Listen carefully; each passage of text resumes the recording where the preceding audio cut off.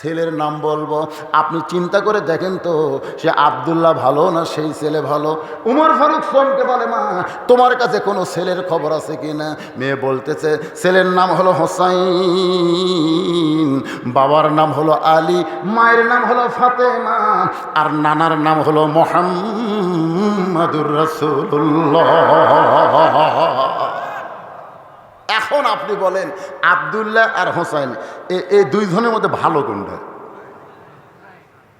না আপনাদের কাছে না, মেয়েটা ওমর ফারুকের কাছে শুনবার চাইছে। আপনি কইলেন একটা ভালো ছেলের সঙ্গে আমার বিয়ে বসার অধিকার আছে, তার আব্দুল্লাহ ভালো না হোসাইন ভালো? আপনি যদি এই মুহূর্তে বলেন আব্দুল্লাহ ভালো, আব্দুল্লাহর সঙ্গে বিয়ে বসতে আমার কোনো আপত্তি। কিন্তু যদি সঙ্গে সঙ্গে ওমর ফারুক চোখের পানি নিয়ে বললেন, সাইদুস শাবাবে আহলুল জান্নাহ হাসান হোসাইন রাদিয়াল্লাহু তাআলা আনহুমা, এই দুনিয়াতে যত ভালো ছেলে থাক না কেন, সবচাইতে ভালো ছেলে হলো হাসান আর হোসাইন। কারণ তারা ভালো হওয়ার কারণেই এই দুইটা যুবককে জান্নাতি যুবকদের সর্দার আল্লাহ বানায় দিছে। জোরে কান সুবহানাল্লাহ। মেয়েটা বলতেছে, তাহলে হোসাইনের মতন ভালো ছেলে যদি থাকে, আপনার আব্দুল্লাহকে আমি বিয়ে করবো কেমনে? তাহলে আমার অধিকার তো ইসলাম দিবার পারল না। ওমর ফারুক বললেন, মা আমার বড় ভুল হয়ে গেছে। মেয়েটাকে নিরাপদ আশ্রয় দিয়া পরন্ত বিকেলবেলায় হজরত ওমর হজরত আলীর বাড়ির দরজায়, আসসালামু আলাইকুম ইয়া আহলাল বাইত আম্মা সাইলা ফালা তানহার, হযরত আলী ঘরের দরজা খুলে বলতেছে, আমিরাল মুমিনিন আপনি সালাম দিবেন ঠিক আছে, কিন্তু এই ফকিরের আয়াত কেন তেলাওয়াত করলেন? আম্মা সাইলা ফালা তানহার, এই আয়াত তেলাওয়াত করার কারণ কি? ওমর ফারুক বলে, আলী রে, জীবনে কোনোদিন ঘটকালি করিনি ভাই, আজকে প্রথম বিয়ার ঘটক হয়ে তোমার ঘরের দরজায় তোমার হোসাইনের ব্যাপারে আমি উমর একটু ঘটকালি করবার চাই। হযরত আলী আল্লাহর শুকর আদায় করে বলেন, আপনার মতন মহান ব্যক্তি যদি হোসেনের বিয়ার ঘটক হয়, তাহলে পাত্রী অবশ্যই ভালো হবে। সুবহানাল্লাহ।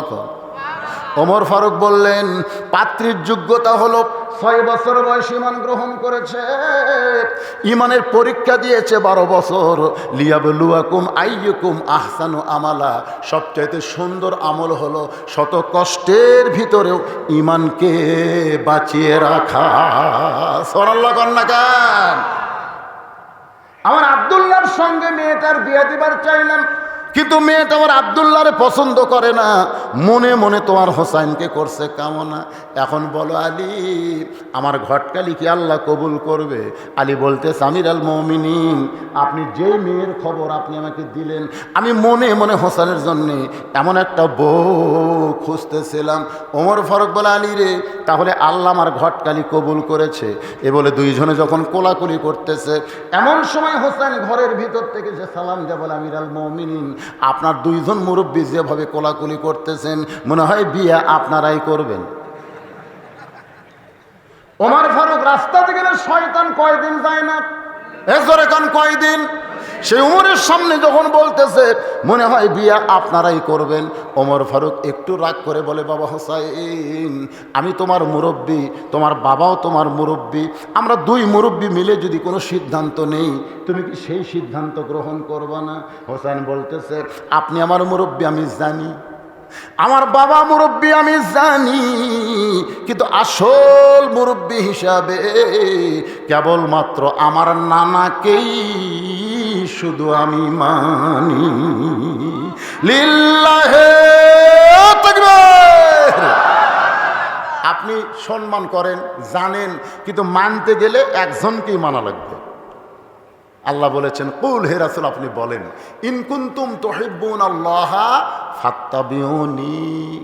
উপায় নাই রে, সবাই বলেন উপায় নাই রে, উপায় নাই রে, উপায় নাই, নবী বিনে আল্লাহ পাওয়ার উপায় নাই। বলে, হুজুর আমি তো চিশতিয়া। আমি কি চিশতিয়া? তুই কি? আমি কাদরিয়া।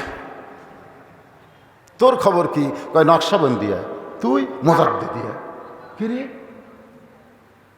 তরিকা হলো একটা, যেই তরিকার রাস্তার মালিক হচ্ছে মুহাম্মাদুর রাসূলুল্লাহ। তুই এগুলা তরিকা কোথায় পেলি? এই জন্য তো রাসূল বলেছেন দল হবে ৭৩টা। ধরে কোন কয়টা দল যাবে জান্নাতে, বাকি সব দল জাহান্নামে চলে যাবে। আমাদের বাংলাদেশে একটা মাত্র তরিকা, সেই তরিকা হলো মুহাম্মাদুর রাসূলুল্লাহ। আল্লাহর বান্দারা, হোসেন বলতেছে আপনার দুইজন মুরব্বী আমি জানি, আসল মুরব্বী হিসাবে কেবলমাত্র আমার নানাকেই শুধু আমি মানি। ওমর ফারুক বলে হোসেন তুমি কি বলবার চাও? হোসেন বলতেছে তাহলে একটু মনোযোগ দিয়ে শোনেন। আজ কয়েকদিন আগে আমি স্বপ্নে দেখেছি আমার নানা ঘরের মধ্যে আরাম করতেছে। আমি হোসাইন নানার কাছে গিয়ে দরজায় ঠোকা মারতি, নানা ঘরের ভিতর থেকে বলতেছে হোসাইন এখন দরজা খুলতে পারবো না ভাই, আমি জান্নাতের মধ্যে আরাম করতেছি। আমি হোসাইন চমকে গেলাম, ভাঙ্গা ঘরের মধ্যে নানা কথা বলে, আর সেই নানা জান্নাতে কেমনে আরাম করে? দরজা না খুললে কি হবে? জানালার পাল্লা দিয়ে ভিতর দিকে তাকাই দেখি আমার নানি উরাতকে বালিশ বানায় দিয়েছে, সেই উরাতের ওপরে আমার নানা মাথা দিয়ে শুয়ে আছে, আমার নানি চুলের মধ্যে হাত দিয়ে বিলতি করতেছে। আমি রাগ করে বললাম নানা ভাই, নানির উরাতকে বালিশ বানিয়ে শুয়ে থাকলে কি জান্নাতে থাকা যায়? আল্লাহর নবী বলে হোসাইন রে তুই ছোট্ট মানুষ, তুই বুঝবি না, তুই বুঝবি না। তোর নানির মতন বউ যদি কেউ ঘরে পায় ওই ঘরটা আল্লাহর জান্নাত হয়ে যায়। আমি তখন থেকে সিদ্ধান্ত নিয়েছি বিয়ে যদি করা লাগে আমার নানা যেরকম বিয়ে করছে সেই বিয়ে করব। যে নানির কারণে ভাঙ্গা ঘর যদি জান্নাত হয় তাহলে আমি তো এখনো বিয়ে করিনি, বিয়ে করলে নানার মতোই বিয়ে করব, যেন আমার ভাঙ্গা ঘরটা আল্লাহ বইয়ের কারণে জান্নাত বানায় দেয়। সুবহানাল্লাহ কন্যা কেন? বইয়ের কারণে কিন্তু ঘর জান্নাত হয়, জাহান্নাম হয়। আপনি এশার নামাজ পড়ে বাড়িতে গেলেন, নিয়ত করতেছেন আমি তো এশার নামাজ মসজিদে পড়লাম, আমার বউ এশার নামাজ পড়ে হয়তো কোরআন শরীফ পড়তেছে, কিন্তু ঘরের মধ্যে পা দিয়ে দেখতেছেন হিন্দু করে পূজার বাদে লোল করে বাঁচতেছে। কে রে? আমি সামনে কাদের নামাজ পড়লাম আর আমার ঘরে পূজার বাদ্য কেন? যেই মাত্র ঢুকছেন দেখেন আপনার বউ রিমোট কন্ট্রোল নিয়ে স্টার জলসা দেখতেছে, আর স্টার জলসা দেখার কারণে ওই ভারতের হিন্দুর নাটকের পূজার বাদ্য হরি হরি রাম রাম রাম রাম আপনার ঘরের মধ্যে বাজতেছে। এখন আপনারা বলেন আপনার ঘর কি জান্নাত না জাহান্নাম? এই কথা বলেন না কেন, জান্নাত না জাহান্নাম? তাহলে এখন আপনি কি করবেন? ঘর যদি জান্নাত করবার চান হয় বউ পাল্টান লাগবে, আর কথা কয় না।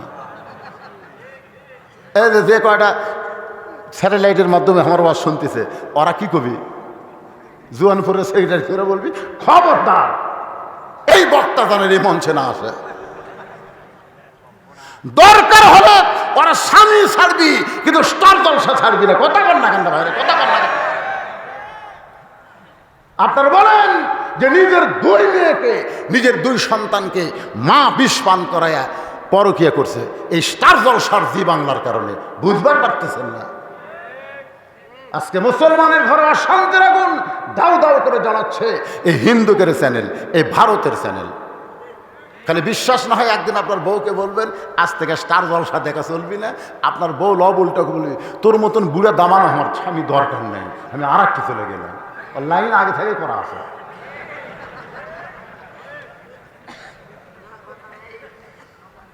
পিছনে যারা বসে আছেন আমার কথা কি বুঝতেছেন? হোসাইন বাবার কাছে গিয়ে বলে বাবা মেহেরবানি করে বলেন তো আমার মা আপনার কেমন বউ, আমার মা আপনার কেমন বউ? হতালির চোখ দিয়ে দর দর করে পানি পড়তেছে। সুবহানাল্লাহ। হোসেন বলে বাবা আপনি যেমন আমার মাকে বিয়ে করে আপনার ভাঙ্গা ঘরকে জান্নাত পাইছেন, শুধু জান্নাত পান নাই, আমার মা হলো খাতুনি জান্নাত। ও বাবা আমার নানা যেমন বিয়ে করছে আমার নানি, ভাঙ্গা ঘর আল্লাহ জান্নাত বানায় দিছে। ভাবিয়া করিও কাজ, করিয়া ভাবিও না। আমি এখনো বিয়ে করিনি বাবা, বিয়ে করার আগে দেখে শোনা বিবাহ করতে। ওমর ফারুক বলে হোসাইন আমি যে মেয়ের ঘটকালি করতেছি এই মেয়েটা অত্যন্ত ভালো বাবা, এই মেয়েটা অত্যন্ত ভালো।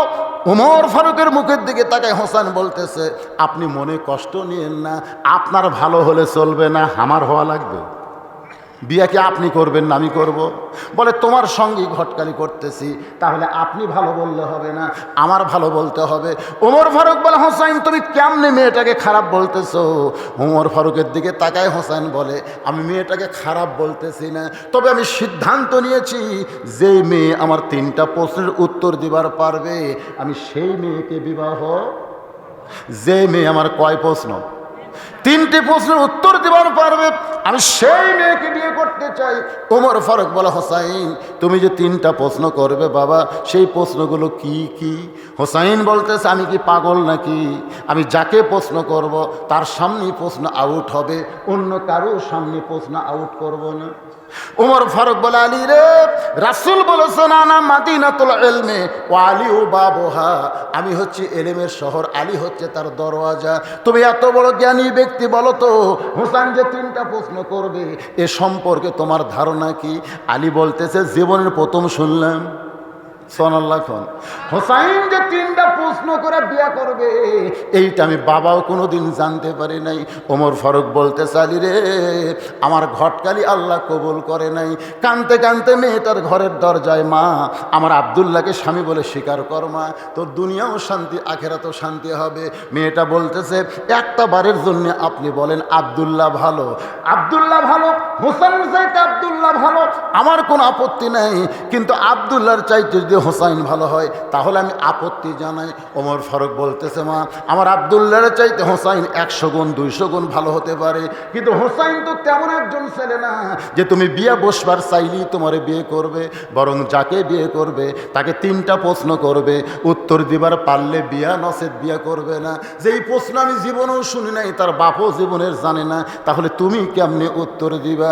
মেয়েটা ঘরের ভিতর থেকে বলে ইয়া আমিরাল মুমিনিন, হোসেন কি 3টা প্রশ্ন করবে আমি জানি না, তবে আমার ঈমান বলতেছে আমি না পারলেও আমার আল্লাহ পারাবে। সবচাইতে সুন্দর আমল লিয়াবলুয়াকুম আইয়ুকুম আহসানু আমালান, সবচাইতে সুন্দর আমল হলো ঈমানের বলে বলিয়ান হয়ে কেউ না পারলেও আল্লাহ পারবে বিশ্বাস করা। সুবহানাল্লাহ। কান্না গান আপনাকে ঈমান কি কয়?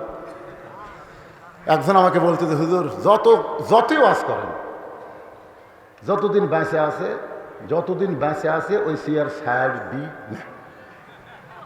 আপনি যতই ওয়াজ করেন। আমি বললাম তোর ঈমান কি কয়? আমার ঈমান এটা কয়। হাই রে পাগল রে, তো ইজ্জমান তাশা তো জিল্লমান তাশা বিয়াদিকাল খায়র ইন্নাকা আলা কুল্লি শাইইন কাদির। সম্মান দিয়া চেয়ারত বসানোর মালিককে, আমার ঘাট ধরে নামানোর মালিককে, ভালো মন্দর মালিককে, সমস্ত ক্ষমতার মালিককে। আপনাকে ঈমান কি কয়? কয়েকদিন আগেই কিন্তু একজন টাকলা ছিলেন না আপনারা ওয়াজের শুরুতে, যখন এই বছর ওয়াজ শুরু করি, হাইরে টাকলার মোশান ভাই, বিসমিল্লাহ তুলে দিবি, রাষ্ট্রধর্ম তুলে দিবি, ইয়ে করবি সে করবি, আলিমের দাড়ি কামে দিবি, একেবারে ভাবি গেছে আলিমদের দাড়ি কামে দেব। আমরা কইলাম আল্লাহ বর্তমান তো আন্দোলন করার কোনো রাস্তা নেই, মিছিল করলি পুলিশ আগে হামা করে ধরবি ভাই, দরকার নাই। গোপনে আমরা আল্লাহ বললাম আল্লাহ আল্লাহ দুনিয়ার সব আদালত নষ্ট হয়ে গেলে তোমার আদালতে তো কিছু বিচার আছে। আল্লাহ এমন বিচার করলেন ভাই, বাংলাদেশ থেকে পড়লে ক্যানাডাতে গেল, ক্যানাডা মানলো লাত্তি, দুবাই যা পড়লো, দুবাই 1 লাত্তি মারছে, আবার বাংলাদেশ বিমানবন্দর ফিরে যাচ্ছে, শালা কোন দিক দিয়ে পড়ে গেছে অনুবীক্ষণ যন্ত্র দিয়ে খুঁজে দেখা যায়নি। তাহলে আল্লাহ থেকে ওপর তুলবারও পারে, আবার লাত্তি দিয়ে নামে দিবারও পারে। ধরে কোন কথা কন না কেন? কিছুদিন আগে আফগানিস্তানে সিরিয়ায় যে ইউক্রেনের প্রেসিডেন্ট গুলি করে মুসলমানকে হত্যা করেছে, আজকে সেই ইউক্রেনের প্রেসিডেন্টকে রাশিয়ায় খ্রিস্টান হয়ে মানে বিজাতি হয়ে বিজাতির উপরে গুলি করতেছে। ধরে কোন কথা ঠিক কিনা? আমাকে বলে হুজুর রাশিয়ার ইউক্রেন যুদ্ধ লাগছে, আপনি কোনটার পক্ষে? আমি কইলাম পাগলা, দুটাই বেজন্মা। দুটাই কি বেজন্মা বোঝে না? দুটাই বেজন্মা, এরকে জন্মের ঠিক নেই। ওরকে পক্ষে যাই হবি মান তাসাব্বাবি কওমিন ফাহুয়া মিনহু, ওই পক্ষে আল্লাহ জাহান্নামে ঢুকাবি।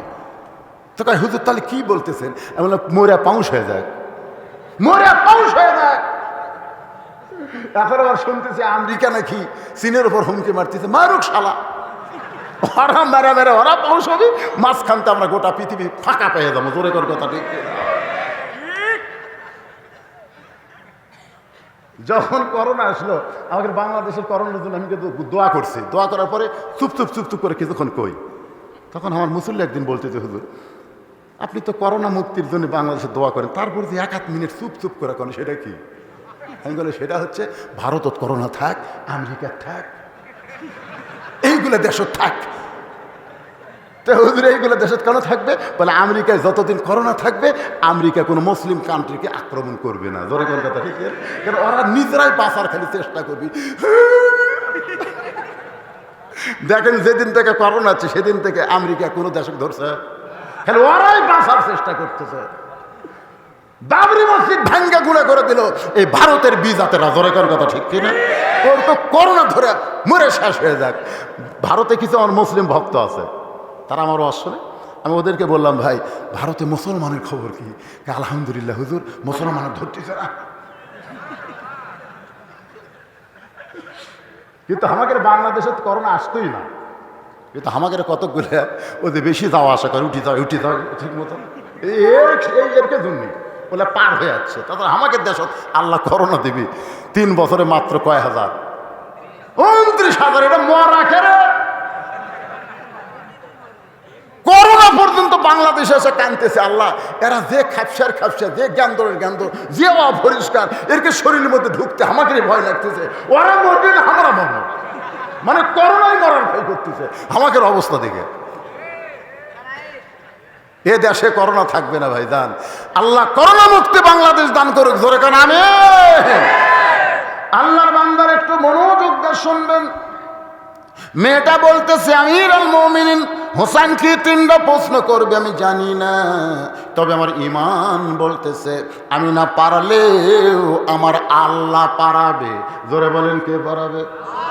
সঙ্গে সঙ্গে হযরত ওমর হযরত আলীর বাড়িতে এসে বলতেছে, আলী রে তারিখ করতে চাই। হোসেন বলে কিসের তারিখ? ওমর ফারুক বলে বিয়ের তারিখ না, তুমি যে 3টা প্রশ্ন করবা মেয়েটা উত্তর দিবার পারবে কি পারবে না তার তারিখ। আলী চোখের পানি বের করে বলতেছে, আমিরুল মুমিনিন, যেই প্রশ্ন জীবনে আপনি শোনেন নাই, যেই প্রশ্ন আমিও জানি না, সেই প্রশ্নের উত্তর মেয়েটা দিবার পারবে, এত বড় শক্তি আপনি কেমনে পাইলেন? ওমর ফারুক বলে, আলী রে, ইমানের বলে বলিয়ান হয়ে যখন কেউ কথা বলে তখন সে একলা থাকে না, তার সঙ্গে আমার আল্লাহ থাকে। রে যুবকেরা, একটু মনোযোগ দিয়ে কথাগুলো শোনো বাজান। ওমর ফারুক নির্দিষ্ট তারিখে ডান পাশে বসে গেছে, বাম পাশে হযরত আলী, আর মাঝখানে হোসাইন। সামনে একটা চাদর দেওয়া হয়েছে, ওই চাদরের ওই পারে 18 বছরের যৌবনা মেয়েকে বসানো হয়েছে। বসার সাইজটা খেয়াল করবেন।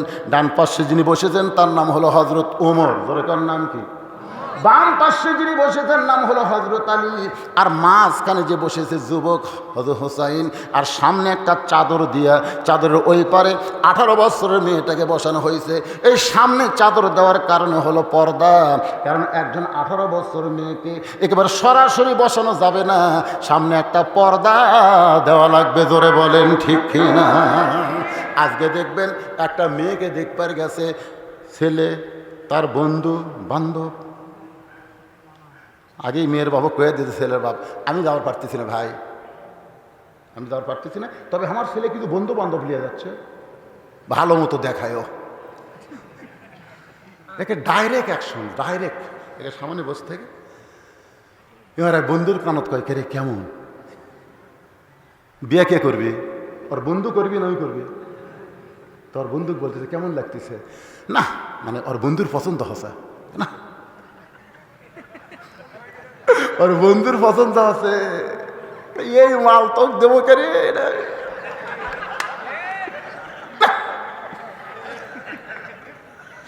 লাভ হলো না। এই মেয়ে কিন্তু দেখ একটা জিনিস খুব খারাপ খেয়াল করছে, মিশে একটু অসত্য কথা বলবে, ওই তো আর বিয়ে করে কিছুদিন পরে সে এই ছেলের সাথে বিয়ে দিবেন, হিরোইন খায়, মাঝে মাঝে হিরোইন খায়, ওই বন্ধুর দোষ ধরতেছে, হিরোইন খায়। মেয়ের বাপ কইছে বাচ্চি বাবা তাহলে তুমি করো, বিয়ে করে হয়েছে রে, ঘটনা সত্য। এরকম ঘটনা ঘটছে। বন্ধু বান্ধব নিয়ে মেয়ে দেখা যাবে না, কেবলমাত্র ছেলে দেখতে হবে। জোরে কোন কথা ঠিক? এমনকি ছেলের বাপও জায়েজ নাই, ছেলের বাপও জায়েজ নেই। আমার এলাকার এক বাপ 30-35টা দেখছে, দেখে আমাকে কয়, হুজুর এত দেখতেছি। আমি বললাম, কি দেখতেছে ভাই? হচ্ছে না হুজুর, পছন্দ হচ্ছে না। আমি বললাম, কেমনে দেখো? লাড়া ছেড়ে দেখি। আমি মনে মনে কই, তুই বেটার বউ দেখবার যায় লাগিয়ে ছাড়িস, তুই লুচ্চা হয়ে গেছো, তোর জীবনে পছন্দ হবি না। জোরে কোন কথা ঠিক করে। দেখেন বসার সাইজটা কেমন, ইসলাম কি বলে। রে মায়েরা যারা পর্দার অন্তরালে একটু মনোযোগ দিয়ে শোনেন। ডান পাশে হযরত উমর, বাম পাশে হযরত আলী, মাঝখানে হোসেন, সামনে চাদর, চাদরের ওই পারে 18 বছরের যৌবনা মেয়েটা বসে গেছে। এমন সময় হযরত উমর বলে, হোসাইন এখন তুমি প্রশ্ন শুরু করো। এবার হোসাইন দাঁড়িয়ে বলতেছে, রে মেয়ে তুমি একা একা বসে আছো, তাই বলে মনে করো না তুমি একলা হয়ে গেছো, বরং আমি হোসাইন বড় একা হয়েছি। ওমর ফারুক বলে, হোসাইন তোমার ডান পাশে আমি বসে আছি, বাম পাশে তোমার বাবা, এরপরে তুমি একা কেমনে হলা? হোসেন বলে, রে মেয়ে আমার দুই পাশে দুইজন মহামানব দেহ নিয়ে বসে আছে, কিন্তু এই দুই মহামানব মনে মনে মনে মনে তোমার পক্ষ নিয়েছে। নির্বাচন কমিশনার নিরপেক্ষ আসনে বসে আছেন। বর্তমান বাংলাদেশের নির্বাচন কমিশনার নাই, নিরপেক্ষ আসনে বসে আছে। নিরপেক্ষ ওই খালি দেহলিয়া সিয়ারত বসে আছে, আর মনে মনে একটা দলের পক্ষে আছে। ওই দিনের ভোট রাতত করবি, তারপরেও বলবি নির্বাচন সুষ্ঠু হয়ে গেছে, চাপাত খালি জুতের বাড়ি ধরে। হ্যাঁ, নিরপেক্ষ। আপনারা বলেন তো হযরত ওমর কার পক্ষে? এ কথা কন না কেন, কার পক্ষে? তারপরে হযরত আলী কার পক্ষে? বুঝতে পারতেছেন না? কিন্তু বসে আছে কোন পক্ষে? তার মানে বোঝা গেল শুধু দেহ নিয়ে বসে থাকলে হবে না, মনটাও সঙ্গে রাখা লাগবে। বাজান গো, হোসেন বলতেছে, রে মেয়ে আমার দুই পাশে দুইজন মহামানব বসে আছে, কিন্তু এই দুইটা মহামানব মনে মনে তোমার পক্ষ নিয়েছে। এরা কোনো সময় চাবে না আমি জিতি, বরং তুমি জিতো। জোরে কোন কথা ঠিক কিনা? সুবহানাল্লাহ খান। ওমর ফারুক কি চাচ্ছে? মনে মনে কন, কারণ যাই ঘটকালি করতেছে তার ঘটকালি টিকা লাগবে না, এই জন্য মনে মনে চাচ্ছে আল্লাহ আল্লাহ মেয়েটা যেন পারে। আল্লাহ আলী ভাবতেছে এমন একটা বেটার বউ আমার দরকার, যাই 12 বছর ইমানের পরীক্ষা দিয়েছে, প্রত্যেকদিন সকালে 3টা বিকালে 3টা করে চাবুক মারছে, এরপরও যে মেয়েটা ইমান হারা হয় নাই, এমন একটা পুত্রবোধ আমার দরকার নাই। আল্লাহ আল্লাহ মেয়েটা যেন জিতে। আল্লাহ কিন্তু বেকায়দা বসিছে এই সাইডে। ওমর ফারুক বলে, হোসাইন এখন তুমি প্রশ্ন শুরু করে দাও। এবার হযরত হোসাইন রাদিয়াল্লাহু তাআলা প্রশ্ন শুরু করতেছেন। আপনারা একটু মনোযোগ দিবেন। 1 নম্বর প্রশ্ন হলো, রে মেয়ে আমার মাকে তুমি জানো? মারাত্মক কথা, কারণ মা এই যে ঘুরতেছে, ও যে দেখেন ওরা বসতেছে না। আমি অনেকক্ষণ থেকে খেয়াল করে দেখছি, ওরা আসে আবার যায়, ওরা বসবার চাচ্ছে না, চাচ্ছে কিন্তু পারতেছে না, পারতেছে না। কারণ ওরা যখন মায়ের পেটে আসিল তখন মাও পেটত লিয়া গোটা পাড়া ঘুরিছে, ওই পেটের মধ্যে ঘুরনি বেড়ান পাশে কোরআনের মাহফিলে বসবার পারবি না, কারণ ওর ভুঁড়ি খারাপ। জোরে কোন কি খারাপ? একজন খ্রিস্টান নেপোলিয়ন পর্যন্ত বলেছে ভালো একটা সন্তান চাইলে ভালো একটা মায়ের দরকার। আজ পর্যন্ত কেউ বলে নাই যে ভালো সন্তান চাইলে ভালো বাপের দরকার। ভালো বাপ দিয়া ভালো সন্তান হবে না, ভালো মাও হওয়া লাগবে। ধরে কোন কথা ঠিক না? তাহাজ্জুদের নামাজ পড়ে স্বামী সহবাস করতেছে, আবার গোসল করে নামাজ পড়ি ফজরের, ওই কি ভালো বাপ না? এ কথা কেন ভালো বাপ না? দোয়া দরুদ সব পড়ছে, পড়ে বাবাই আনন্দে মাতিয়ে সাগরে ভাসাইয়া সেই যে চইলা যায় খবর লয় না, মাজন ধরিয়া উদরে বড়ি চুরি করে, আচার চুরি করে, দেওয়ার সাথে টাঙ্কি মারি, স্টার জলসা জি বাংলা দেখে এই পেটের সন্তান স্টার জলসা জি বাংলা যখন মা দেখে, মায়ের দেহের মধ্যে যে হরকত হয়, ওই হরকতের পেটের মধ্যে বরকত হয়। আর মা পেটে বাচ্চা নিয়ে যখন নামাজ পড়ে, রুকুর থেকে যখন সেজদায় যায়, ওই বাচ্চা পেটের মধ্যে যখন হেঁকা বেঁকা হয়, ফেরেশতা কয় আল্লাহ তোমার বান্দি নামাজ পড়ে, পেটের মধ্যে বাচ্চার কি কষ্ট হয় না? আল্লাহ বলে ফেরেশতা সাক্ষী থাক, যেই মা পেটে বাচ্চা নিয়ে নামাজ পড়লো, ওই মা শুধু নিজে নামাজ পড়লো না, পেটের বাচ্চাকেও নামাজি বানায়া দিল।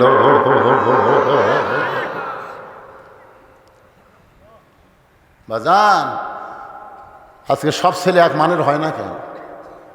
আপনারা সব ভালো মায়ের সন্তান, সুবহানাল্লাহ। আর কলজা ভরে গেছে রে, অনেকদিন পর জোয়ান করেছে। 11:25 বাজতেছে, যখন উঠছি তখন কিন্তু 10টা বাজেনি।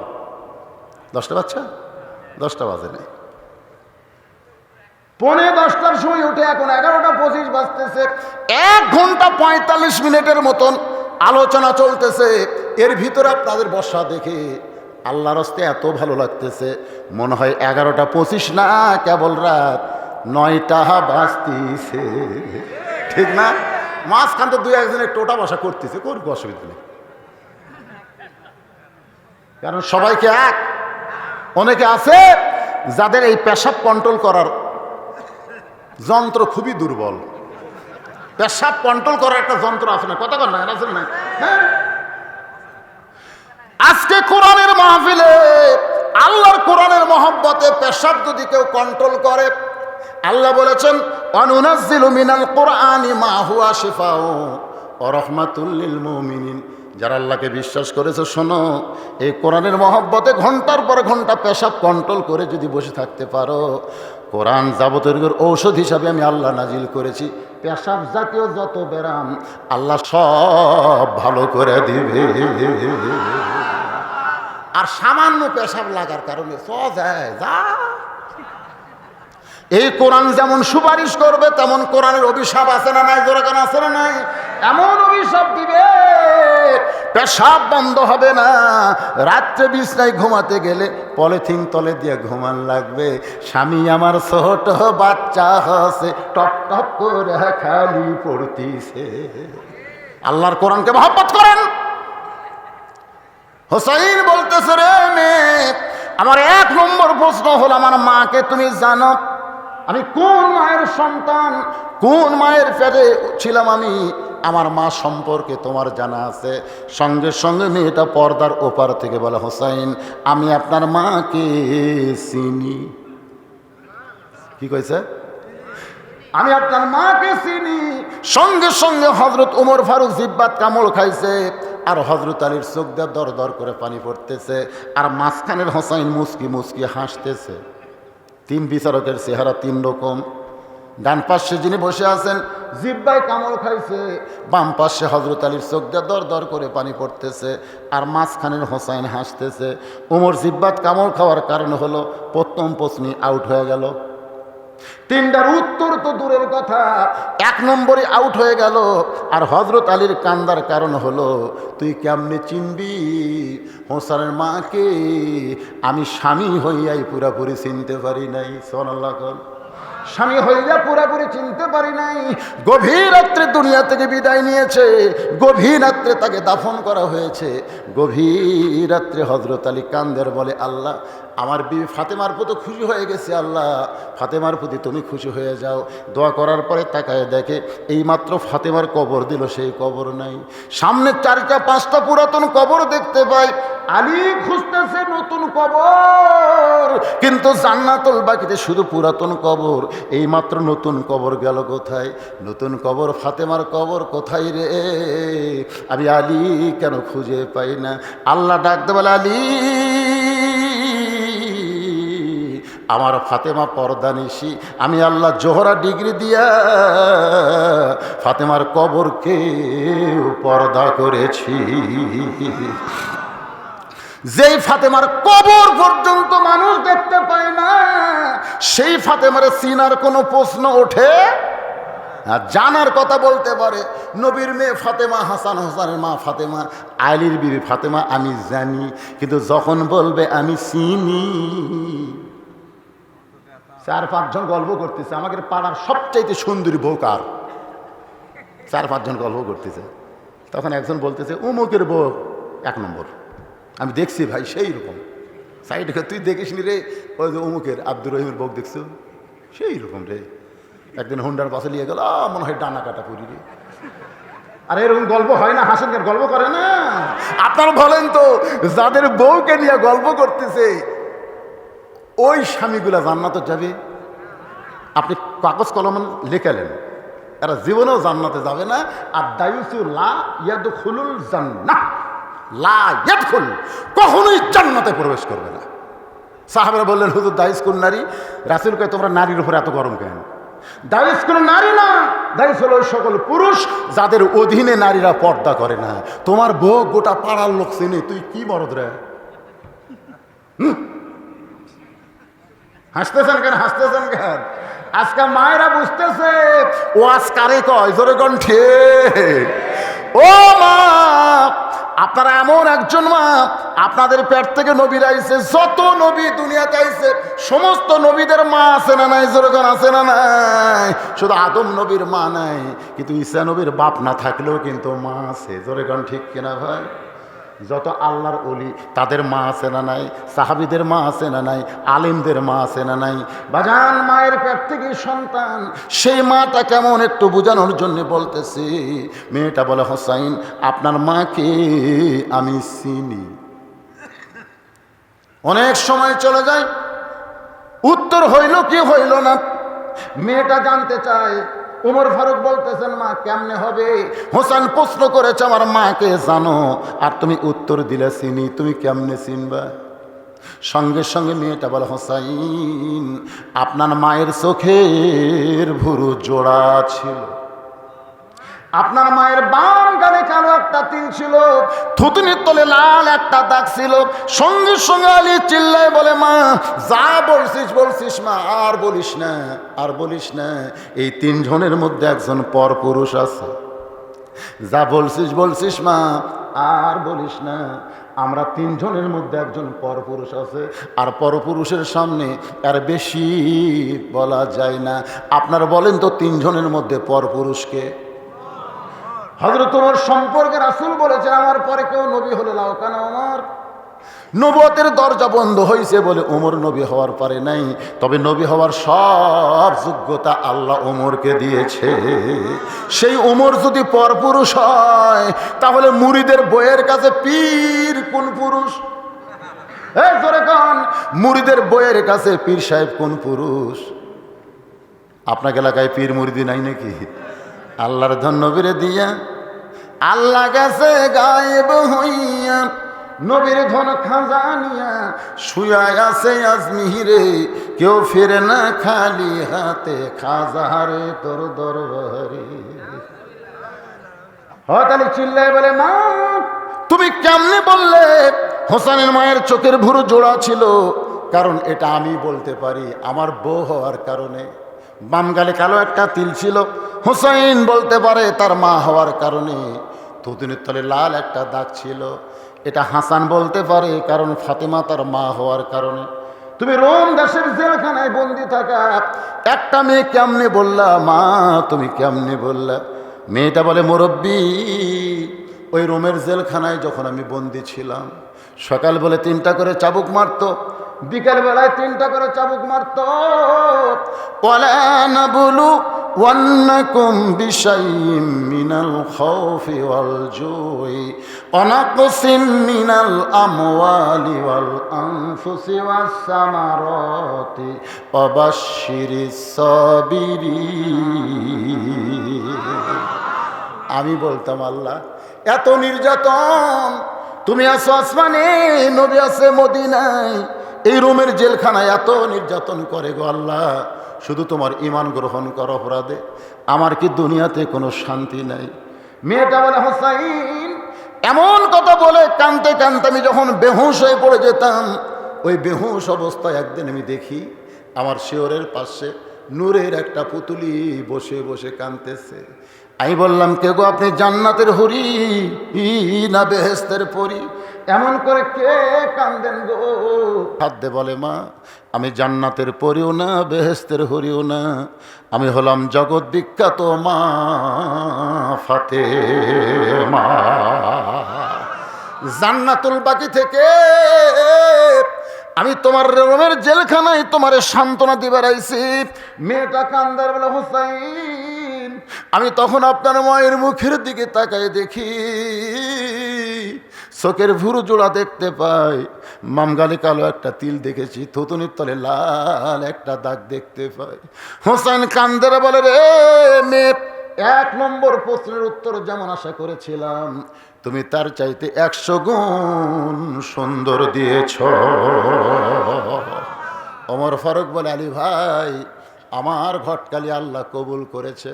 হোসেন বলে, এত সহজ নয়, কারণ 3টা প্রশ্নের উত্তর না দিলে তো আমি বিয়ে করব না।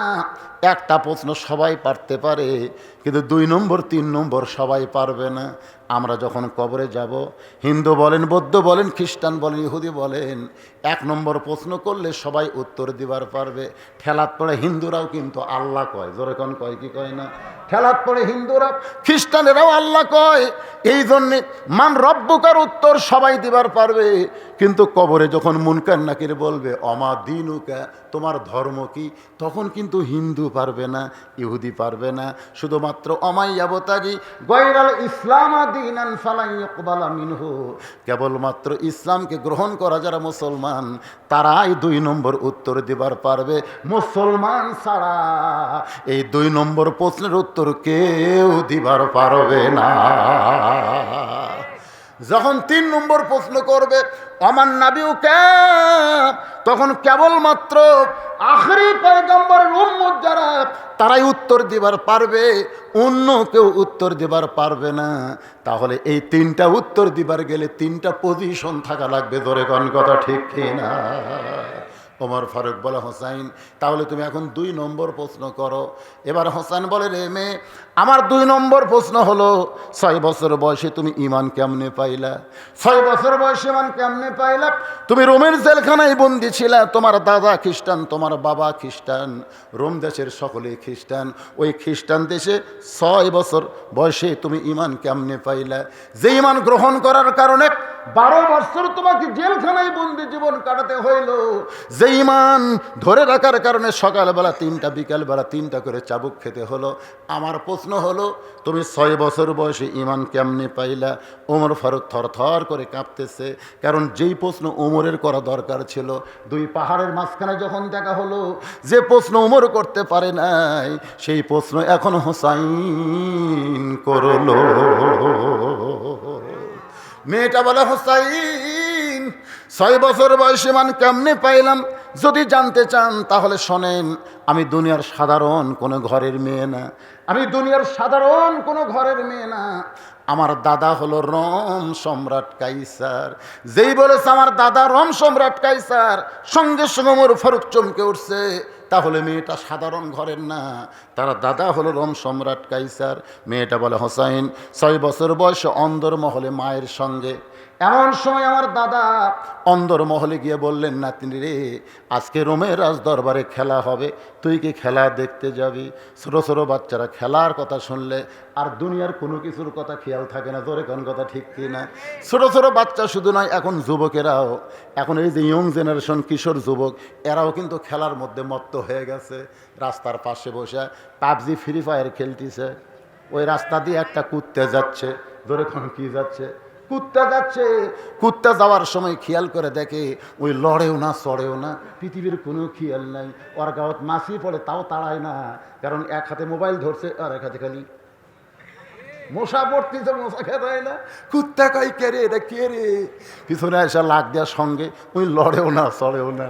কুত্তা মনে করছে গাছের গোড়া না হয় পাথর হবে, এই মনে করে ঠ্যাং আলোক করে পেশাব করে দিয়েছে।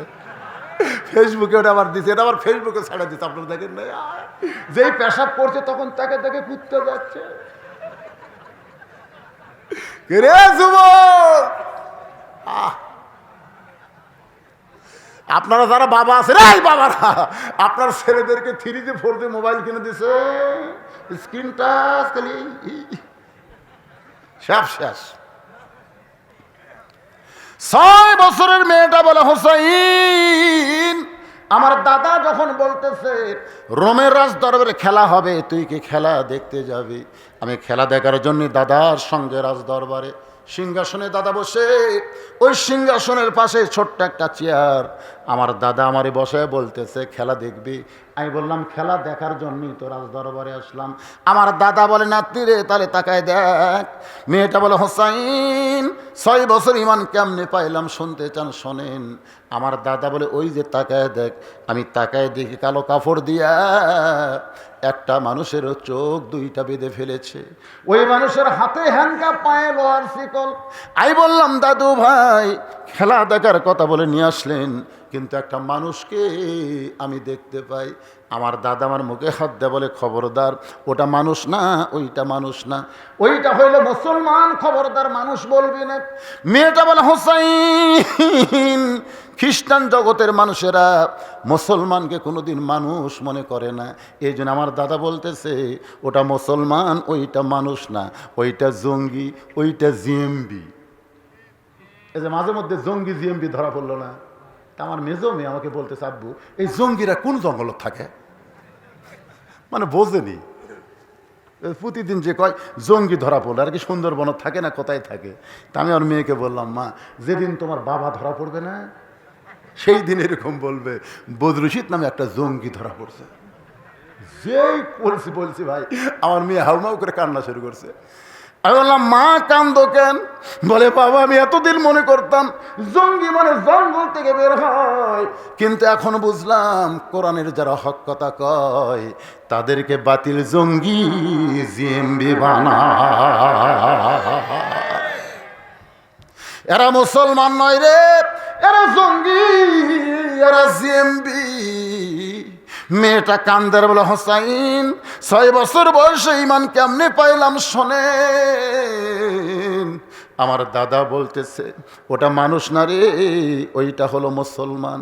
আমি তখন বললাম, দাদু ভাই ওই মুসলমানকে নিয়ে আপনি কি খেলা খেলবেন? আমার দাদা বলে, ওই যে তাকায় দেখ। আমি তাকায় দেখি আগুনের একটা চুলাই দাও দাও করে আগুন জ্বলতেছে। আমার দাদা বলতেছে ওই মুসলমানকে হাত পা বেঁধে ওই আগুনের চুলার মধ্যে ফেলে দিব, মুসলমান পুড়ে ছারখার হয়ে যাবে। আজকের খেলার নাম হলো মুসলমান মারার খেলা। আজকে খেলার নাম কি? আজকে খেলার নাম হলো গোটা বিশ্বে মুসলমান মারার খেলা শুরু হয়েছিল। জোরে কোন কথা ঠিক কিনা? আপনি যে দিকে তাকাবেন, সিরিয়ার দিকে তাকান, চেচনিয়া, বসনিয়া, আফগানিস্তান, কাশ্মীর, এমনকি মায়ানমার, এমনকি আপনি দেখবেন ইরাক, ইরান, সব দেশে মুসলমান একটা মারার খেলা। ফিলিস্তিনে মুসলমান মারার খেলা। জোরে কোন কথা ঠিক কিনা? গোটা বিশ্বে মুসলমান মারার খেলা। তখন কিন্তু কোনো আন্তর্জাতিক বিশ্ব কথা বলে নাই। এখন ইউক্রেনকে রাশিয়া ধরছে, কোনো মুসলমানের কথা বলা দরকার নাই, যা করার করবি। জোরে কোন কথা ঠিক কি না? আল্লাহর বান্দারা একটু মনোযোগ দিয়ে খেয়াল করবেন। মেয়েটা বলে, হোসাইন 6 বছর বয়সে কেমনে ইমান পাইলাম শোনেন। আমি তখন দাদু ভাইকে বললাম, দাদু ভাই ওই মুসলমানকে মাফ করা যায় না? এই মুসলমান মারার খেলা বন্ধ করে ওই মুসলমানকে কি মাফ করা যায় না? আমার দাদা বলতেছে 100 বার মাফ করা যায়। যদি মুসলমান একটা বারের জন্য বলে আল্লাহ রাসূল মানি না, সঙ্গে সঙ্গে চোখের বাঁধন খুলে দিব, হাতের হ্যান্ডকাপ খুলে দিব, পায়ের শিকল খুলে দিব। মেয়েটা বলে, হোসাইন আমি 6 বছরের ছোট্ট মেয়ে চেয়ার থেকে উঠে গিয়া ওই মুসলমানের সামনে বললাম, মুসলমান তুমি যদি বাঁচবার চাও তাহলে একটা বারের জন্য বলো আল্লাহ রাসূল মানি না। আমার দাদা তোমার চোখের বাঁধন খুলে দিবে, তোমার হ্যান্ডকাপ খুলে দিবে, তোমার পায়ের শিকল খুলে দিবে। যদি বাঁচতে চাও একটা বারের জন্য বলো আল্লাহ রাসূল মানি না। মেয়েটা বলো, হোসাইন। মুসলমান সংস্বরে চিৎকার করে বলতেছে, রে ছোট্ট মেয়ে, তোমার কাছে জীবনের দাম বেশি, কিন্তু একজন মুসলমানের কাছে জীবনের চাইতে ইমানের দাম বেশি। দরকার হলে মুসলমান গোটা পৃথিবী ছাড়বে, কিন্তু এক মুহূর্তের জন্য আল্লাহ রাসূল ছাড়বে। সঙ্গে সঙ্গে আমার দাদা চিৎকার করে বলতেছে, আর দেরি করা যায় না। এতগুলো শক্তির সামনে একটা মুসলমান মাথা নত করলো না, এরা হাত পাও বান্ধে উত্তপ্ত, আগুনের মধ্যে ফেলে দাও।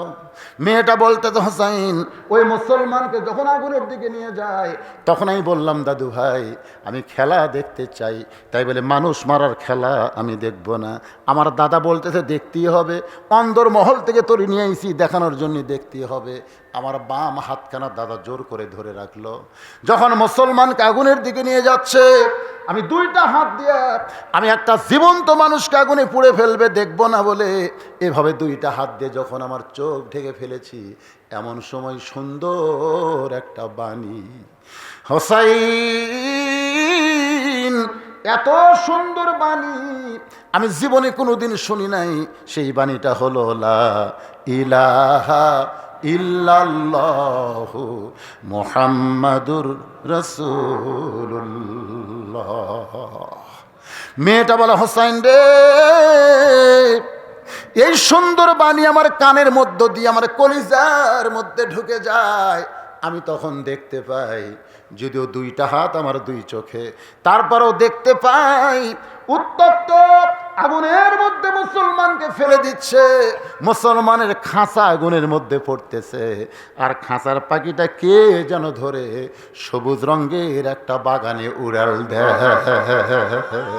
ওয়ালা তাকুলু লিমান ইউকতালু ফি সাবিলিল্লাহি আমওয়াতুন বাল আহইয়াউ ওয়ালাকিন লা তাশউরুন।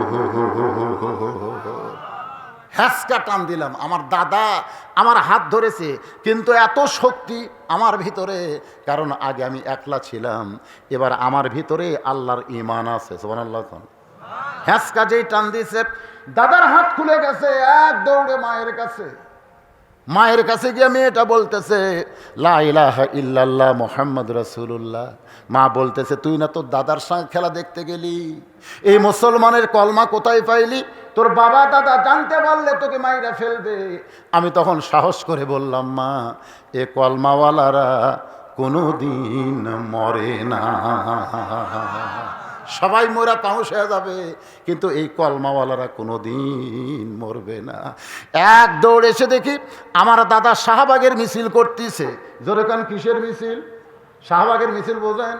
আমাদের ঢাকায় একটা শাহবাগ আছে, যখন কাউকে ফাঁসি দেওয়া হয় তখন এই শয়তানেরা মিছিল শুরু করে দেয়। জোরে কোন কথা ঠিক কিনা? আমার দাদা সৈন্যদের মিছিল করতেছে, মুসলমান পুড়ে ছাই হয়ে গেল। আমি এতগুলো সৈন্যর ভিতরে আমার দাদার সামনে গিয়ে বললাম, দাদা, ইমানের বল কারে কয় দেখেন। দাদা, কানার ভাগ্যে ধন মিলে না, সামনে পড়ে আছে সোনা, কানা দেখতে পায় না, মাটি মনে করে ফাইলা দেয়, হাতে তুলে নেয় না, কানার ভাগ্যে ধন মিলে না, হাইরে কপাল মন্দ। আপনারা বাংলা পড়া পারেন, ইংরেজি পড়া পারেন, যে কোরআন শব্দ হারি না বাবা, এই চারটে একসাথে উঠে আশ্চর্য ধরনের কথা, কেবল এরকে দৃষ্টান্ত দিচ্ছে, আর এই সময় এরা উঠলো রে। আরে এই এরা কোন মাথার সাথে কাচ্ছে রে? না না, একজন উঠলে তাও একসাথে জামাত ধরে উঠছে। সুবহানাল্লাহ। এরকে জামাত খুব মজবুত, বুঝলেন, খুব মজবুত। কি বেজার হচ্ছেন আপনারা? বলেন তো, বাংলা ইংরেজি ঘটঘট করে কয় কি কয় না? যে কোন শব্দ হয় দেখে ঠিকই, কিন্তু হাইরে কপাল মন্দ, মানে চোখ আছে কিন্তু হাইরে। প্রতি অক্ষরে 10টা করে লিখি। যখন প্রথম আয়াত নাজিল হচ্ছে, ইকরা, রাসূল বলেছেন পড়বো না, ফেরেশতা জিবরাইল বলে পড়েন, আল্লাহ নবী বলেন পড়বো না, ফেরেশতা জিবরাইল বলেন পড়েন, নবী বললেন জিবরাইল বারবার পড়তে কও, কি পড়বো সেটা কেন বলো না? কারণ দুনিয়াতে বহু পড়া আছে, একজন মুসলমান সব পড়া পড়বে না, যেই পড়া চরিত্র গড়ায় সেই পড়ায় পড়তে হবে, ঠিক কি না? এই মাদ্রাসায় এসে দেখবেন ছোট্ট একটা বাচ্চা পেশাব করতেছে, দেখবেন 7 বছরের আব্দুল্লাহ পেশাব করতেছে, পেশাব করে দেখলেও সব রে, পেশাব করা দেখা সব। কাঁসা কাঁসা পেশাব করে পানি দিয়ে ধুয়ে তারপরে উজু করতেছে। আব্দুল্লাহ, উজু কেন করতেছেন বাবা? এই মাঘ মাসের ঠান্ডার মধ্যে। হুজুর আপনি জানেন না আমরা কোরআন শরীফ পড়ি হুজুর, এটা ধরবার গেলে শরীর পবিত্র করা লাগে। কলজা শান্তি রে। ওই আব্দুল্লাহর বয়সে একটা ছেলে প্রাইমারিতে পড়ে, ওই পেশাব দিয়ে 40 লিখছে, পেশাব দিয়ে 40 লিখছে। এগুলো জানডি ধরে পেশাবের ফোর্স আছে তো, আগে 4 লিখছে, 4 লেখা শূন্য দিচ্ছে, মারছে দৌড়। আমি দৌড়ে গিয়ে ধরে বললাম, এটা কি করলি, কি করলি? পেশাব তো 40 লিখলি কেন? আজকে পেশাব কম থেকে 40 লিখছি, যেদিন বেশি হবি না 100 লাখ না। আমি বললাম কোন ক্লাসে পড়িস? ক্লাস 2 পড়ি। তো কেমনে পেশাব করা লাগে তোর স্যার শিখাইনি? এই কীভাবে পেশাব করা লাগে তোর স্যার শিখাই নাই? তখন চাচা কি দেখুন, প্রাইমারি পেশাবখানা যায় দেখি আমার স্যারই খাড়া হয়ে পেশাব করে। চাচা আমার স্যারই খাড়া হয়ে করে, ওর স্যারই খাড়া হয়ে মারে, কারণ স্যার জানে ওর যে শিক্ষা দেওয়া হচ্ছে একদম বাগডম ঘোড়াডম সাজা ঢাক বললো ঝাঁঝর বাজা, পেশাব কি পায়খানা করতে করতে পড়া যাবে, পড়া যাবি না? আর আলিফ বা তাসা এটা কি? এটা পেশাব পবিত্র না হয়ে এটা ধরা যাবে না। হাইরে কপাল মন্দ, চোখ থাকিতে অন্ধ। আজকে এই কোরআনের মাহফিলে বসে আল্লাহর কোরআনকে ভালোবাসেন এরকম কোন কোন আল্লাহর বান্দা আছে? আল্লাহকে একটু হাত তুলে দেখেন। লিল্লাহে তাকবীর, হাত নামান। এই কোরআনের জন্য ডাক আসতে পারে, কোরআনের জন্য রাস্তায় বের হওয়া লাগতে পারে, কোরআনের জমিন বাংলাদেশ আবার প্রতিষ্ঠা করা লাগতে পারে। জোরে কোন কথা ঠিক কিনা? রাজি আছেন? আইরে জান দিতে হবে, মাল দিতে হবে। আজকে সব শুনলেন যে প্রাইমারি হাই স্কুল মাদ্রাসা সব জায়গায় সরকার টাকা দেয়, আর এই মাদ্রাসা দেয় না কেন? এটা আপনাদের জন্যে আল্লাহ বরাদ্দ রাখছে। তোরা যতদিন থাকবি এই মাদ্রাসা ততদিন টিকবি। আজকে যারা কোরআনকে ভালোবাসেন তাদের কাছে রুমাল যাবে, গামছা যাবে, মাত্র 5 মিনিট আদায় হবে। আর 100টা কোরআন শরীফ আমি আছে, সেখানে নামাজ পড়া জায়েজ না জায়েজ নয়? অবশ্যই জায়েজ। জায়েজ হবে, কবরের উপরে নেই তো, সাইডে আছে, তো সাইডে থাকলে অসুবিধা কি? আমরা তো আর কবরক সেজদা দিই না, সেজদা দেবো আল্লাহকে। সব কিছু নিয়তের উপরে নির্ভর করে, বুঝলেন না ভাইজান? হ্যাঁ, কোনো অসুবিধা নেই। তবে কবরের উপরে চলবে না, কবরকে কেন্দ্র করে কোনো মসজিদ করা যাবে না। তবে মসজিদকে কেন্দ্র করে অনেকে কবর দেয়। আমার কবর দিও মসজিদেরই পাশে, একটা গান আছে না? নাই, আমার কবর দিও মসজিদের পাশে। কিন্তু মসজিদের পাশে আমার কবর দিও ভাই, এ গান আছে, কিন্তু কবরের কাছে মসজিদ বানায় এ কথা নাই। এই জন্য কবরের পাশে মসজিদ, কবর দেওয়া যাবে, মসজিদের পাশে কবর দেওয়া যাবে। আল্লাহর একজন বান্দা 500 টাকা দান করেছে, আল্লাহ দানকে কবুল করেন। আর একজন 500 টাকা কোরআন শরীফ বাবদ দান করেছে, আল্লাহ দানকে কবুল করেন। আল্লাহ নেক নিয়ত নিয়ে গাছা পড়াক, আল্লাহুম্মা আমিন। খালি ব্যাগের আদায় শেষ হলেই আমি আবার আলোচনা শুরু করব। অধৈর্য হয়েন না, অধৈর্য হয়েন না, 12টার মধ্যেই শেষ হবে, অসুবিধা নেই ভাইজান। একটু মহব্বত না জিকির করেন, লা ইলাহা ইল্লাল্লাহ, লা ইলাহা, লা ইলাহা ইল্লাল্লাহ, লা ইলাহা ইল্লাল্লাহ, লা ইলাহা ইল্লাল্লাহ, লা ইলাহা, লা ইলাহা ইল্লাল্লাহ মুহাম্মাদুর রাসূলুল্লাহ। এক ছেলে সন্তানের আকিকা দিতে হবে। এক ছেলের জন্য কয়টা পশু?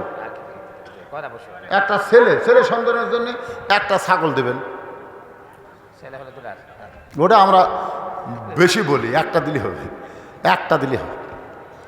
ছেলে 2টা, মেয়ে 1টা, এটা একটু বানানো জিনিস। একটা হলি ছেলে মেয়ে। এখানে আমরা মনে করি আর রেজাল কাউমুন আলান নিসা, এই আয়াতের দিকে খেয়াল করে ছেলে 2টা দিয়ে পারলে আপনারা যদি পারেন 10টা দেন, অসুবিধা কি? একটা দিলে আদায় হবে, একটা দিলে আকিকা আদায় হবে। কেউ যদি শুকরিয়া স্বরূপ 2টা দেয় অসুবিধা নেই। প্রজেক্টরের কথা বলছে। আসসালামু আলাইকুম। অত্র মাহফিলের মহিলাদের প্যান্ডেলে যে পর্দা লাগানো হয়েছে, শরীয়তে ইহার হুকুম কি তাহা জানতে চাই। মেয়েরা পুরুষকে দেখা জায়েজ আছে, কিন্তু মরদ মানুষ মেয়ে মানুষ দেখা জায়েজ নেই।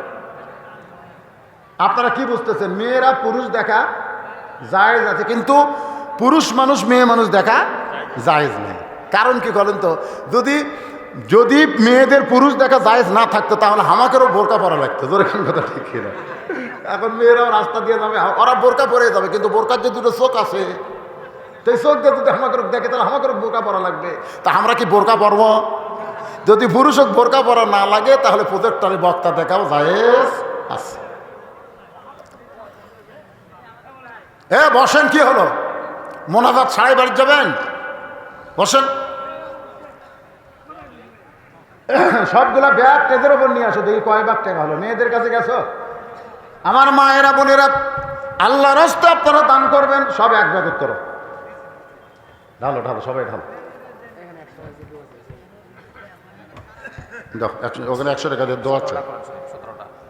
17টা কোরআন শরীফ হয়েছে, আর 3টা দেন তো, তিনজন 3টা কোরআন শরীফ দেন, তাও 20টা কোরআন শরীফ হবে। দেন, আল্লাহ রাস্তায় দেন। কত টাকা কত হালে কত দিকে চলে যায়। মাদ্রাসায় একটা কোরআন শরীফ দেন, দুনিয়া এবং আখিরাতে পাওয়া যায়। লা ইলাহা ইল্লাল্লাহ, লা ইলাহা ইল্লাল্লাহ, লা ইলাহা ইল্লাল্লাহ, লা ইলাহা ইল্লাল্লাহ, লা ইলাহা ইল্লাল্লাহ, লা ইলাহা, লা ইলাহা ইল্লাল্লাহ মুহাম্মাদুর রাসূলুল্লাহ। মেয়েটা বলা হোসাইন 6 বছর বয়সে এইভাবেই ঈমান নামক মহামূল্যবান নিয়ামত আল্লাহ আমাকে দান করেছে। সঙ্গে সঙ্গে হোসেন বলে, রে মেয়ে, আমি 2 নম্বর প্রশ্নের উত্তর যেমন আশা করেছিলাম তার চাইতে আল্লাহ আমি 1000 গুণ সুন্দর উত্তর দিয়েছ। জোরে কর না সুবহানাল্লাহ। আমি 2 নম্বর প্রশ্নের যেমন আশা করেছিলাম তার চাইতে 1000 গুণ তুমি সুন্দর। ওমর ফারুক বলে, হোসাইন, তাহলে আল্লাহ আমার ঘটকালি কবুল করেছে। হোসেন বলে, এত সহজ না, 3টা প্রশ্নের উত্তর দিলে করব বিয়া, নসিত আমি বিবাহ করব। 2টার উত্তর দেওয়া হলো, একটা থাক, একটা থাক। তো না করলে তো কোরআন শব্দ দেওয়া লাগবে 3টা। হয়ে গেছে? কোন তালে দিলে রে? মাশাআল্লাহ, মাশাআল্লাহ। নামাজের সময় নিয়ত উচ্চারণ করতে হয় কিনা? নিয়ত পড়া আর নিয়ত করা, আপনারা বলেন তো, নামাজের নিয়ত করার কথা আছে না পড়ার কথা আছে? হ্যাঁ, নিয়ত করা। তো নিয়ত করা কোনোদিন উচ্চারণ করা লাগে না। হ্যাঁ, আমার এক বড় ভাই, একসঙ্গে আমরা 2 জন আসরের নামাজ ধরব একসাথে। তা আমি যাই, প্রথম রাকাত পেলাম, মানে 4 রাকাতের প্রথম রাকাতই পেলাম, কিন্তু আমার বড় ভাই যা প্রথম রাকাত মিস করলো। একসাথে ঢুকে আমি 4 রাকাতই পেলাম, ওর 3 রাকাত হলো। নামাজ শেষ করার পরে বললাম, কে ভাই, একই সাথে ঢুকলাম, আমি 4 রাকাত, তুই 3 রাকাত কেন? বলে, এই যে নয়তো নুসালিল্লাহ তাআলা বারাকাতু সালাত, এই বলতে বলতে ইমাম রুকুত গেছে, মানে রুকুত থেকে সেজদাত গেল, হ্যাঁ 1 রাকাত পেলামই না। তাই আমি কইলাম, তোমাকে নিয়ত পড়ার কথা কে কইছে? বলে, তাহলে কি করব? বলে, যখন আসর ওযু করেছো তখনই তোমার নিয়ত হয়ে গেছে। নিয়ত মানে ইচ্ছা করা। যেরকম নিয়ত মানে কি করা? নিয়ত মানে ইচ্ছা করা। যখন মসজিদের মধ্যে ঢুকেছো তখন তোমার নিয়ত হয়ে গেছে। যখন কাতারবদ্ধ হয়েছে তখন নিয়ত হয়ে গেছে। আবার নতুন করে নয়তো বলা লাগবে না, আল্লাহু আকবার বলে নিয়ত করে সিজদা রুকু করা লাগবে। জোরে কোন কথা ঠিক কি না? এই এর উচ্চারণ করার দরকার নাই, মনে মনে সংকল্প করার নামই হলো নিয়াত। আল্লাহর বান্দার একটু খেয়াল করেন। ওমর ফারুক বলে, হোসাইন, এখন 3 নম্বর প্রশ্ন করো। হোসাইন বলতেছে, রে মেয়ে, আমার 3 নম্বর প্রশ্ন হলো, বলবো? শুনবেন? তার মনোযোগ দিচ্ছেন না কেন? 3 নম্বর প্রশ্ন হলো, রে মেয়ে, বিবাহের পর আমার সঙ্গী তোমার থাকতে হবে, বিবাহের আগে না, বিবাহের পর। বাংলাদেশে প্রত্যেকটা ছেলে মেয়ে বিয়ার আগেই করবার চায়, কিন্তু বিয়ার পরে, বোঝেন না, বিয়ার আগে আর বিয়ার পরে কম বেশি আছে না নাই? আপনার বলেন তো, যারা 14ই ফেব্রুয়ারি পালন করে এরা কি বিয়ার আগে করে না পরে করে? আপনারা বলেন তো, বিবাহের আগে কোনো কিছু করা জায়েজ না হারাম? হোসাইন কিন্তু বলতেছে, রে মেয়ে, আমার সঙ্গে বিবাহের পরে আমার সঙ্গে বিবাহের পরে তোমার যে সম্পর্ক হবে আমার সঙ্গী থাকতে হবে। মেয়েটা ফোঁপায় ফোঁপায় কাঁদতেছে। ওমর ফারুক বলে, মা, দুইটা কঠিন প্রশ্ন হোসাইন করলো, তার উত্তর তুমি সহজে দিয়ে দিলে। এই সহজ প্রশ্ন, বিবাহের পরে আমার সঙ্গী তোমার থাকতে হবে, তুমি এইটার উত্তর না দিয়া তুমি কেন কাঁদতেছ? মেয়েটা বলে, হোসাইন, যে প্রশ্ন আমাকে করেছে এই প্রশ্নের মধ্যে কঠিন কথা রয়েছে। ঠিক কিনা বলেন? এটি আসে আবার কি হাত দেয়, এটা অপারেটর করে সব জায়গায় হাত দিবার চায়। মাদ্রাসা মসজিদ সব চালাচ্ছে, ঠিক আছে, আবার মাইকও চলাবি। জমিনের উপরে সবচাইতে উত্তম মসজিদ নিকৃষ্ট, উত্তম হলো মসজিদ, নিকৃষ্ট হলো বাজার। বর্তমানে প্রায় স্থানে নিচে বাজার, উপরে মসজিদ, এর নাম রাখা হয়েছে মসজিদ মার্কেট। এর সঠিক ব্যাখ্যা যদি বলতেন আপনাকে কি বুঝলেন? মানে যে জায়গায় নামাজ পড়া হয় সে জায়গা হলো উত্তম, সেটা বাজারের উপরে হোক আর ব্রিজের উপরে হোক আর যেটি হোক। তা আপনি নিজে বাজার থেকে, বাজার মানে কি এটা বুঝাইছে আল্লাহ রাসূল, যে বাজার নিকৃষ্ট এই কারণে বাজার গেলে মানুষ শুধু দুনিয়াবি চিন্তায় ব্যস্ত হয়ে যায়, আর মসজিদের মধ্যে উৎকৃষ্ট এই কারণে এখানে আসলে মানুষ একমাত্র আল্লাহ এবং আখেরাত নিয়ে ব্যস্ত হয়ে যায়। জোরে কোন কথা ঠিক কিনা ভাইজান? এজন্য মসজিদ হলো সবচাইতে উত্তম জায়গা। মসজিদের মধ্যে কি আমরা যে কাজগুলো করি এগুলো উত্তম না? এই জন্য উত্তম, যা বাজারে যেগুলো করি ও আজাতা।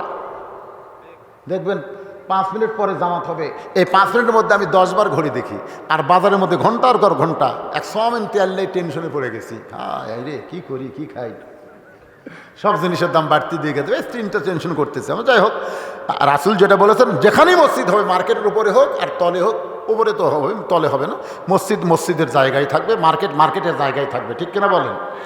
আল্লাহর বান্দারা, মেয়েটা বলতেছে, ইয়া আমিরুল মুমিনিন, এই কারণেই কাঁদতেছি, হোসেন যে প্রশ্ন করেছে এই প্রশ্নের মধ্যে অত্যন্ত গুরুত্বপূর্ণ কথা রয়েছে।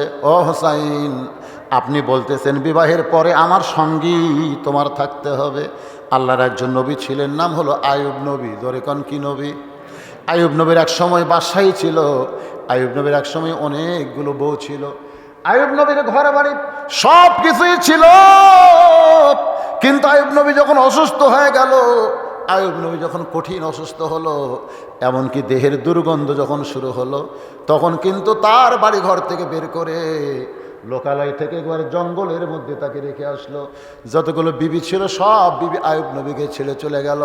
সন্তান সন্ততি সবাই দূরে গেল, শুধু একটা মাত্র বিবি আইয়ুব নবীর সঙ্গ ত্যাগ করে নাই।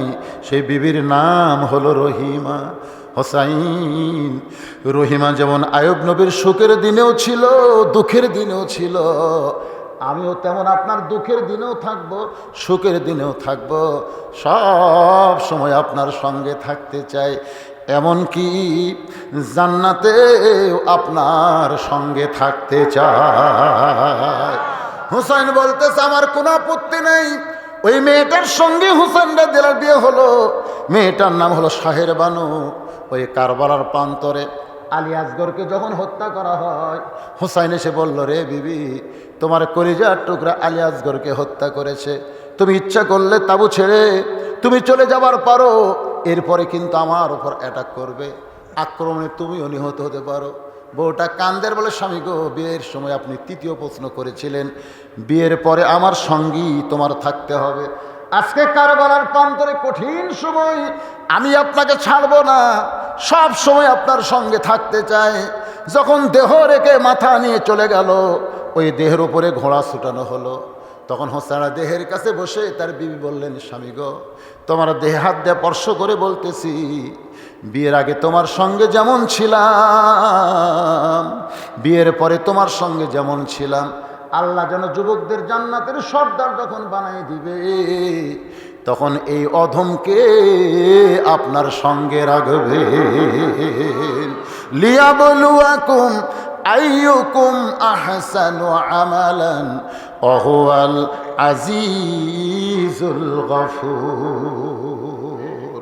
মৃত্যু আর হায়াতকে আল্লাহ সৃষ্টি করেছেন পরীক্ষা করার জন্যে। সেই পরীক্ষার সাবজেক্ট হলো সুন্দর আমল। আজকে শুরু থেকে এ পর্যন্ত আমি যতগুলো আমলের কথা বলেছি, সে আমলগুলো কি সুন্দর না খারাপ? জোরে কোন কি আমল?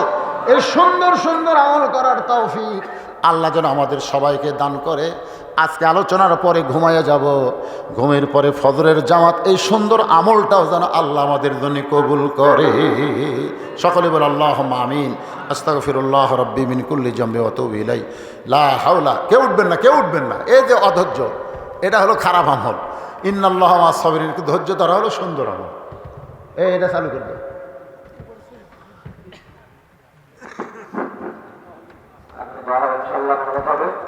মিনকাস সালাম তাবারাকতা ইয়া যাল জালালি ওয়াল ইকরাম।